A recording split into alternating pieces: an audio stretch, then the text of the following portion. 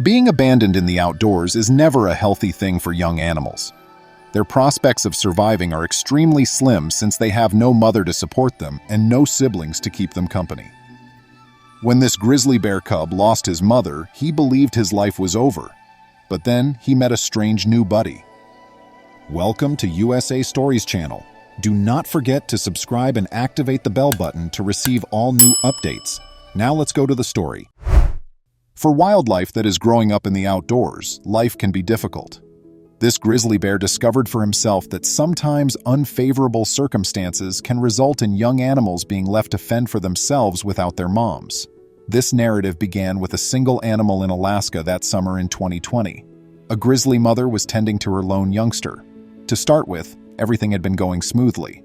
The mother bear and her baby had lived typical bear lives, eating, playing, and showing affection for one another. But at some point in November of that year, the newborn grizzly found himself abruptly alone. Therefore, something terrible must have occurred to the mother bear. The mother bear's fate is unknown. It's possible that she passed away tragically, or that the two animals just drifted apart.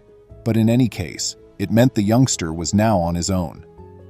The juvenile bear cub began loitering around Talkeetna, not prepared for survival and without the abilities he needed to hunt and defend himself.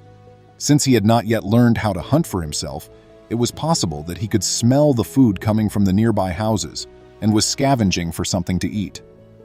The little cub was soon observed by an Alaska Department of Fish and Game ranger. For a few days, they kept an eye on the little bear and wondered if its mother was hidden in the surrounding bushes. They were hesitant to take action too quickly in case a misunderstanding led to the two of them being split up.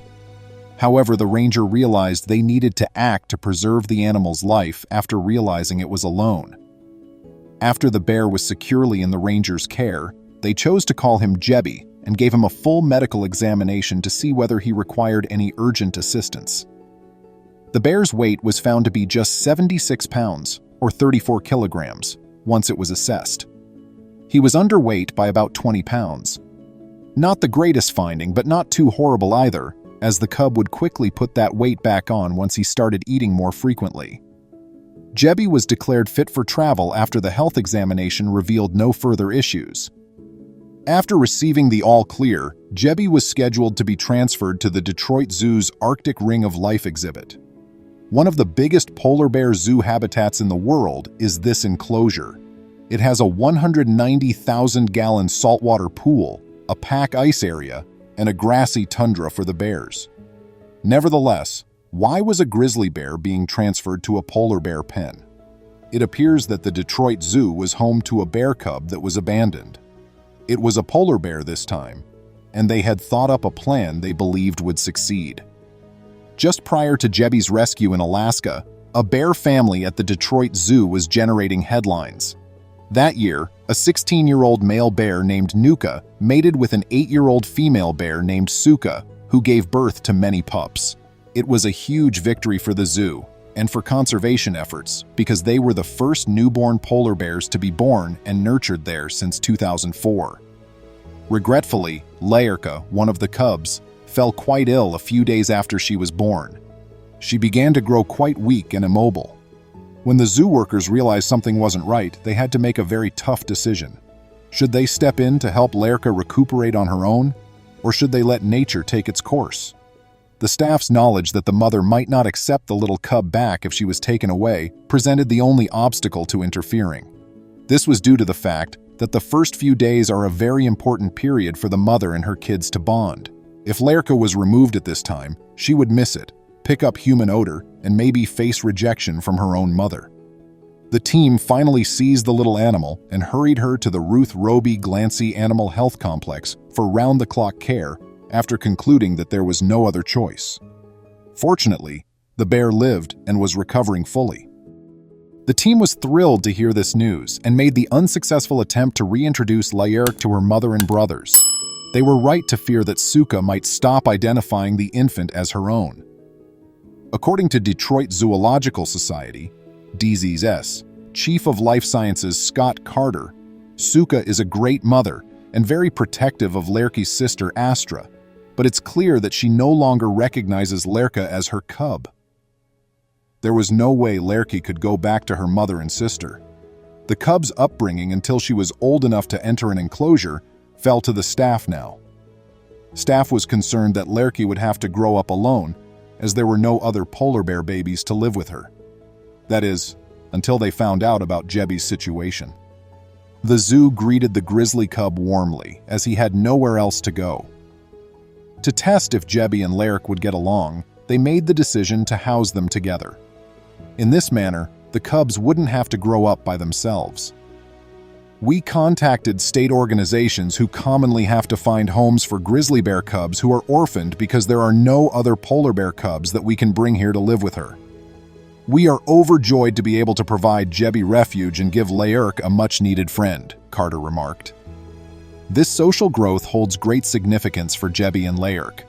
The two bears hit it off right away, and the scheme worked out better than anticipated. Like siblings from birth, they were quick friends and enjoyed every moment spent together. The two cubs liked playing with their toys, wrestling with one another, and splashing around in their pools. Jebby transferred to the Arctic Ring of Life polar bear building following a period of quarantine and examination by DZS doctors. There, he and Lerk, the hand-reared polar bear cub at Detroit Zoo, have been progressively getting to know one another. According to a zoo press release, the two juvenile bears now spend their days together, wrestling and playing with toys. The zoo has kindly captured footage of the two bears playing and racing around the grassy tundra, where Jebby typically wins, and swimming in their pools, where Lerk appears to excel, since the bears were first introduced to one another. It is not surprising that there is a noticeable size difference between the two bears in the footage. When they grow up, Lerka will be around 6 to 8 feet long and weigh up to 650 pounds, while Jebby may reach 8 feet in height and 800 pounds in weight. Bear cubs often spend up to 3 years learning how to hunt, eat, swim, and survive with their moms.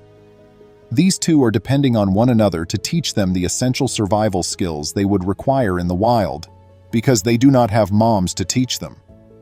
These two bears would probably not survive in the wild. Thus, it is doubtful that they will ever be returned there. Rather, they will live contentedly next to each other in the zoo and spend their days together there. When they grow up, it's unclear if they will be kept apart because they could both contribute to the preservation of their species. Or who knows, maybe in a few years, we'll see some half-grizzly, half-polar baby bears roaming about. Isn't it just too cute? The two bears are still housed in the Detroit Zoo, so if you're ever in the neighborhood, you can definitely stop by and say hi. I think it's absolutely worth watching, just to observe how these two distinct kinds of bear get together, as if they had been born to the same mother. These two undoubtedly have a lesson for us humans to learn. Have you recently gone to the Detroit Zoo? If yes, did you see Lerky and Jebby? Tell me in the comments section below. Please remember to subscribe to our channel, give us a thumbs up, and turn on the notification bell so you won't miss any of our videos. If you enjoyed the tale, the next video that plays on your screen will probably move you too.